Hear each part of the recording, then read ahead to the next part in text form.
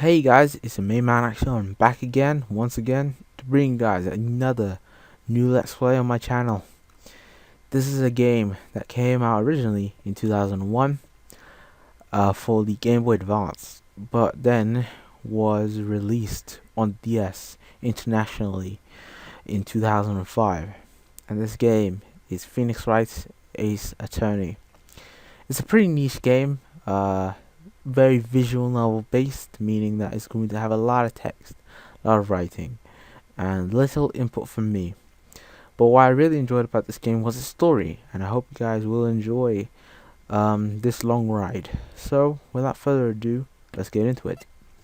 So immediately I'm already using a already used save file. I've already completed the game, but you know what?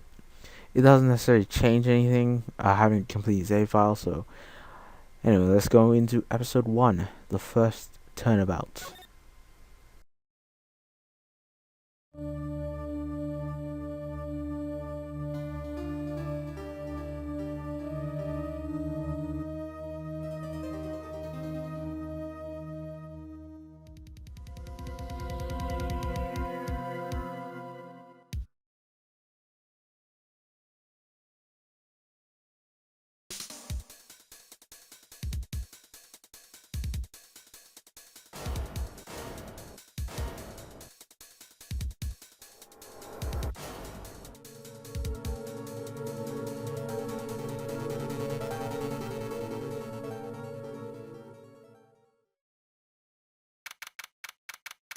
So, not many games show you the murderer before you've already well, we know who the murderer is. Now we gotta prove he did it. But for the most part, I'm not gonna be saying all the lines because I'm not a voice actor. So I'm just gonna be talking about this. But we are Pheonix Wright. We are a rookie attorney in Los Angeles. It's actually Japan. I'm kidding. It's not Los Angeles. This game thinks, well, the localization team wants us to believe that this is that this is actually America, but it's actually Japan. There's a lot of Japanese type things. They've been very careful trying to localize this and make it all look like it's in Los Angeles, but yeah, you can see enough stuff to know that it's actually Japan.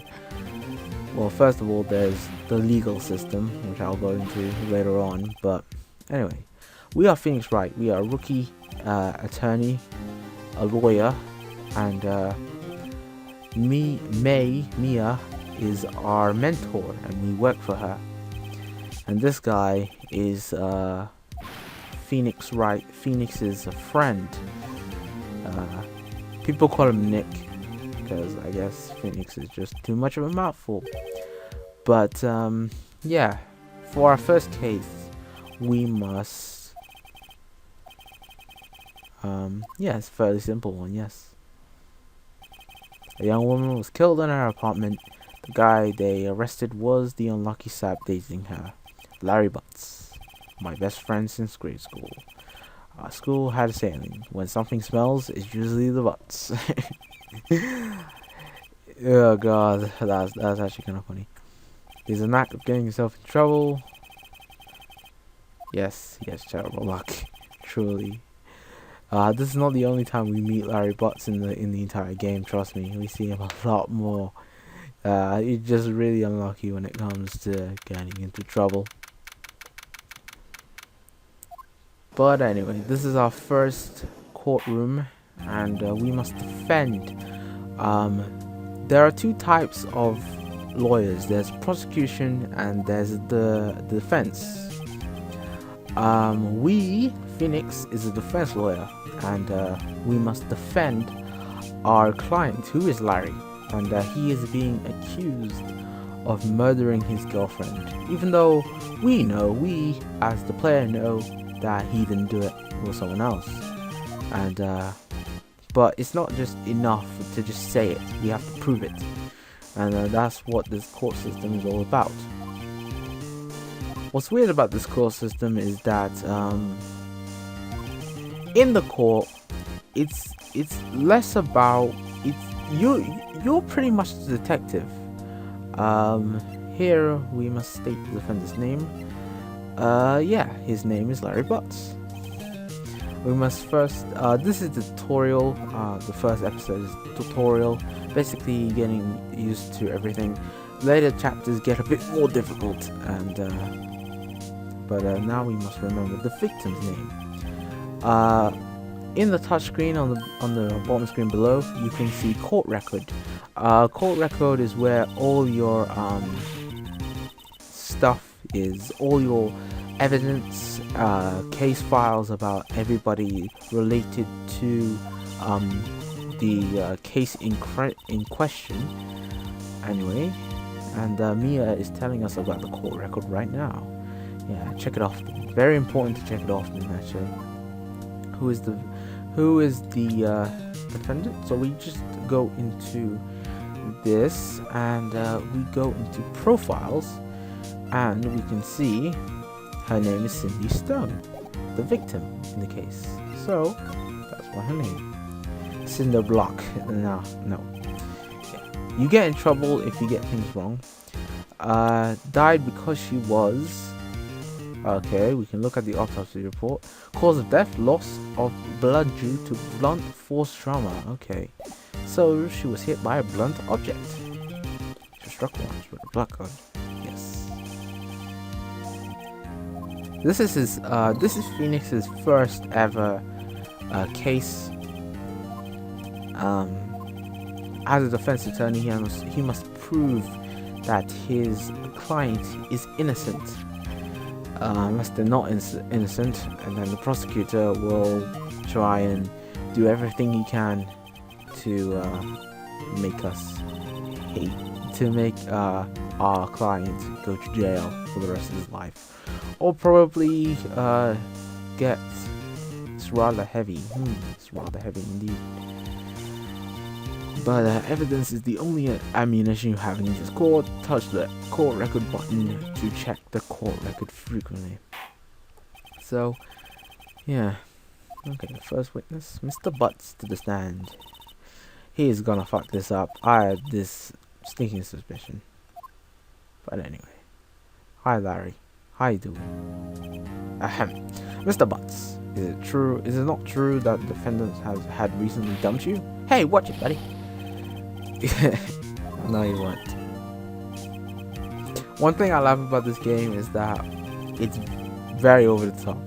It is so over the top, it's ridiculous. Every action that the characters do, every kind of face they pull, it's just over the top, and it's just so much fun. I mean, Larry's face is like the most funniest thing.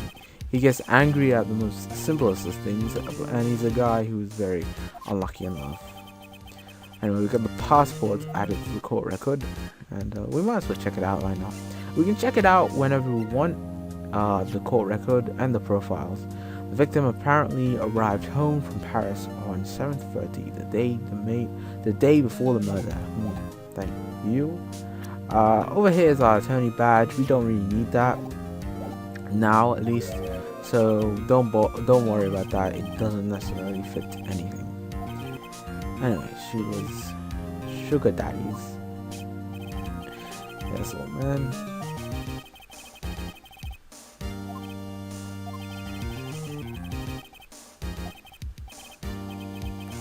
So Miss Stone was a gold digger.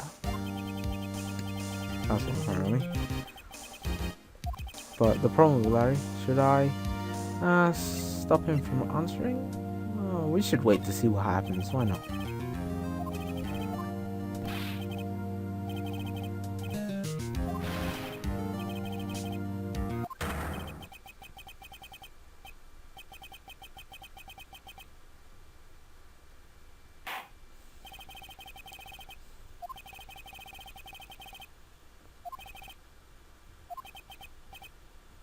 Yeah, not really. I mean, it looks like he was the only one there when the murder happened. Well, we think. Well, he's the only one with the window of opportunity at this moment, anyway. What do we do? Stop him from answering, maybe.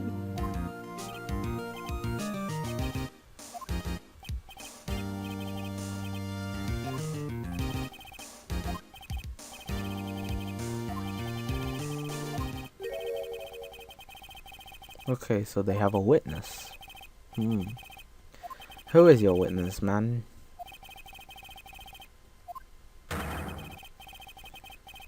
So,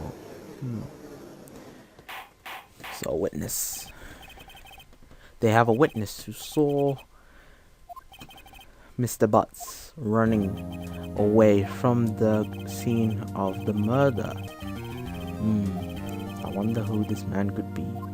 Frank Sahwit, or whatever his name is, I don't give a shit. Yeah. Oh yes, newspapers, yes.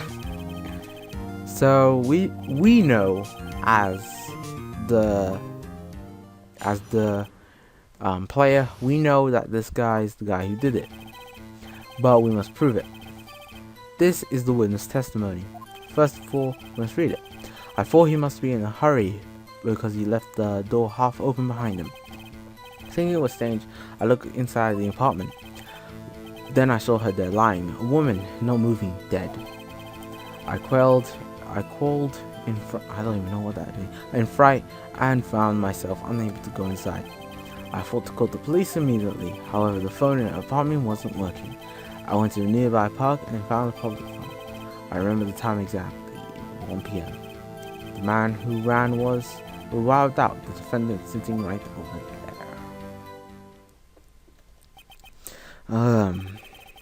So he did see Larry running from that place, but a good man once said that hard evidence is always better than a witness. Okay. The phone that Mr. Sahwit used was one of those. Okay. So there was a blackout going on. Okay. Now, Mr. Wright. Yes, Your Honor. You may begin your cross-examination. Cross-examination? Alright, now we're going into the heart of the cases. Now, cross-examinations, basically you go through the witness's testimony and you try and find any kind of contradiction you can find in their testimony. Sometimes it's pretty obvious, sometimes it's a bit more difficult. But the way you actually prove that they're lying is using evidence. By using the evidence, you can prove that they're lying. All you have to do is find the contradiction and then find the evidence which points out the contradiction. Easy peasy. But now it's time for cross-examination. Alright, so on the bottom screen we have press and we have present. If we pressing does not do anything to you. You can press as many times as you want. Actually, pressing is very useful because you can get more information out of the witness, especially if they don't elaborate too much. That's the whole point of pressing. Then we have presenting. Presenting is where you go into your when you go into your evidence folder and you look at your evidence, and if you find a contradiction in your statement, you find the evidence that points out the contradiction. But however, if you do not, and if you choose a statement and show evidence that doesn't show that the evidence if you don't show evidence that points out a contradiction in the statement, you lose one of those points. Those are what those exclamation marks. I'm going to show you guys right now. Objection! If I can go for that. So this is what happens when you do the wrong thing. You lose a life and you get penalized for it. You have 5 lives in total, and they do come back eventually. It comes back every time the witness steps down and doesn't do anything. So we're gonna press this. This game also uses the mic. You can shout into the mic saying hold it, objection, and so on. Yay.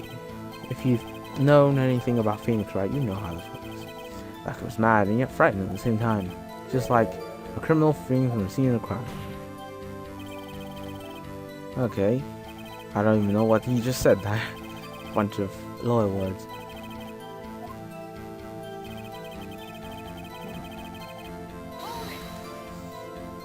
So what I recommend in these kind of situations is that you always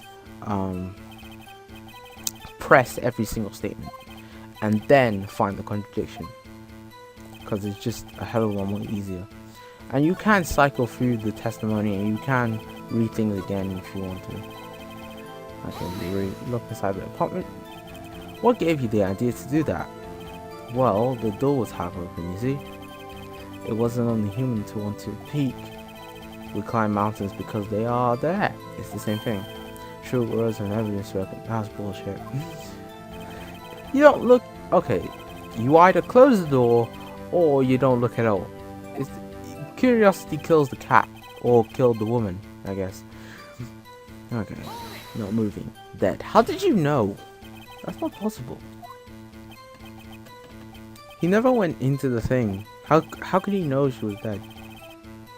Or maybe he just saw she was dead. Maybe he just saw the blood. Very well, what happened next? Quailed in front. Okay. Couldn't find it. You couldn't go inside.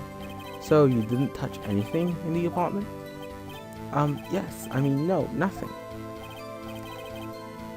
Okay, what happened next? I thought to call the police immediately. You fought to call the police? Does that mean you didn't actually call them? Please, listen to the rest of the testimony. You fought to call the police? What happened next? However, the phone in her apartment wasn't working. The phone in her apartment wasn't working. Yes, I mean, no, it wasn't. You can easily tell that this guy is lying for his teeth. I mean, he's so skeptical about what he's saying. It's ridiculous.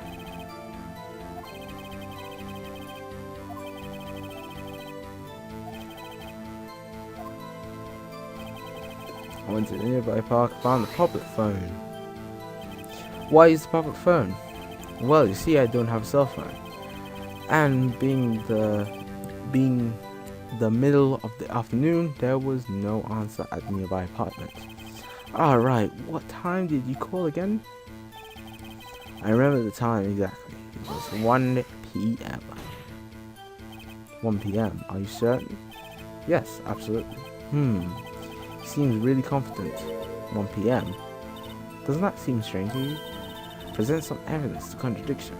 Anyway, so that's our little bit of clue that something's wrong with that.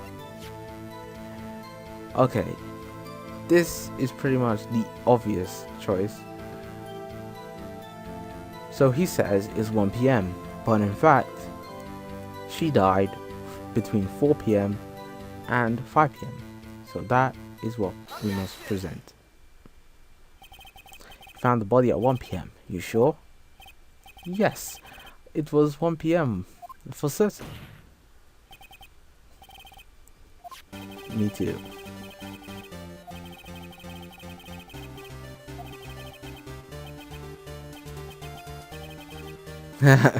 Nice. Ah, that's actually kind of funny. Nobody, huh?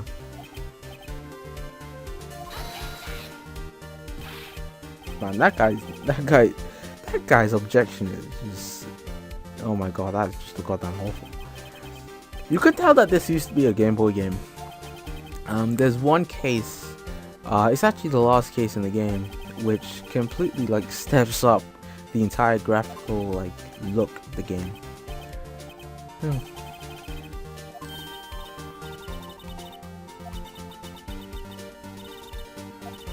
Yes. Lies always beget more lies. C1 and whole story tells plot. Thanks, Mia.